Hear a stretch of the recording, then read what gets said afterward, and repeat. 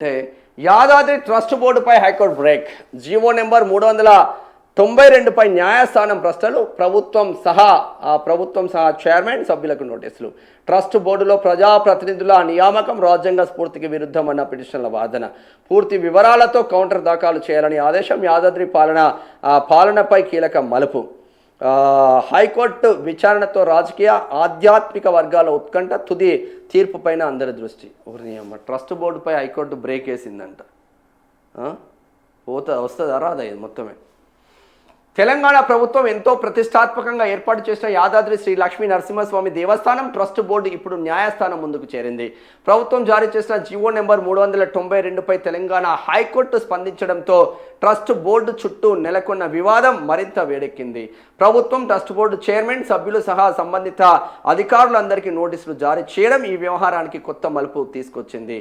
నాగిళ్ల శ్రీనివాస్, వ్యవస్థాపక ట్రస్టీ భాస్కర యాని నరసింహమూర్తి దాఖలు చేసిన పిటిషన్లో ట్రస్ట్ బోర్డులో ప్రజాప్రతినిధులకు స్థానం కల్పించడం రాజ్యాంగ స్ఫూర్తికి విరుద్ధమని తీవ్ర అభ్యంతరం వ్యక్తం చేశారు.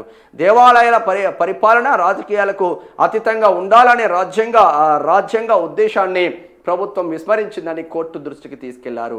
ఈ వాదనను పరిగణలోకి తీసుకున్న హైకోర్టు ట్రస్ట్ బోర్డు ఏర్పాటుకు సంబంధించిన పూర్తి వివరాలతో కౌంటర్ దాఖలు చేయాలని రాష్ట్ర ప్రభుత్వం, దేవాదాయ శాఖ, యాదాద్రి ఆలయ ఈవో, ట్రస్ట్ బోర్డు చైర్మన్ సభ్యులు, జిల్లా కలెక్టర్, ప్రభుత్వ ప్రధాన కార్యదర్శి, ప్రధాన అర్చకులకు నోటీసులు జారీ చేసింది.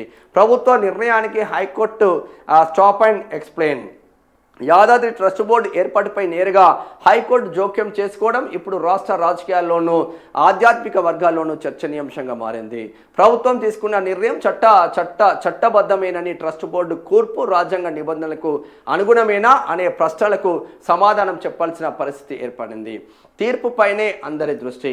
యాదాద్రి దేవస్థానం పాలనకు సంబంధించిన ఈ కేసు సాధారణ న్యాయపరమైన వివాదం మాత్రమే కాదు, ఆ దేవాలయాల ట్రస్ట్ బోర్డుల ఏర్పాటు, రాజకీయ ప్రతినిధుల పాత్ర, ప్రభుత్వ అధికారాల పరిమితిపై కూడా ఈ కేసు ప్రభావం చూపే అవకాశం ఉందని న్యాయ నిపుణులు భావిస్తున్నారు. హైకోర్టు తుది తీర్పు యాదాద్రి ట్రస్ట్ బోర్డు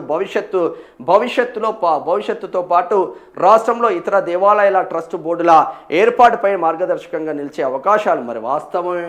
వాళ్ళు పంపించింది కూడా వాస్తవమే, దాంట్లో తప్పేం లేదు.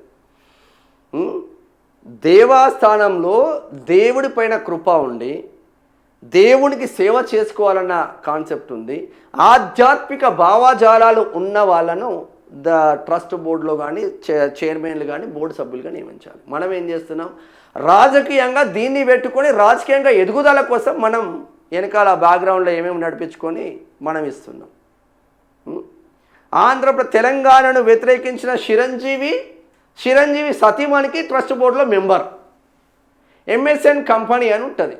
ఎంఎస్ఎన్ కంపెనీ ఫార్మా కంపెనీలు. ఎంఎస్ఎన్ ఫార్మా కంపెనీలు మొత్తం తెలంగాణ రాష్ట్రాన్ని సర్వనాశం చేసి, భూగర్భ జలాలను సర్వనాశం చేసి, వాయు కాలుష్యాన్ని సర్వనాశం చేసిన ఆ MSN chairman Yadadri trust board chairman అవుతాడు. ఎట్లయితాడు రా నాయన? ఏం సంబంధం మనకి? గట్టిగానే అరుచుకుంటుంది, అరుచుకోవాలి కూడా. జంజీ ఈ కోర్టు వ్యవస్థల పైన కూడా పోరాటం చేయాల్సిన ఆవశ్యకత ఉంటుంది. ఎన్ని రోజులే ఒక్కొక్క కేసులు? మంచిదే ఇది.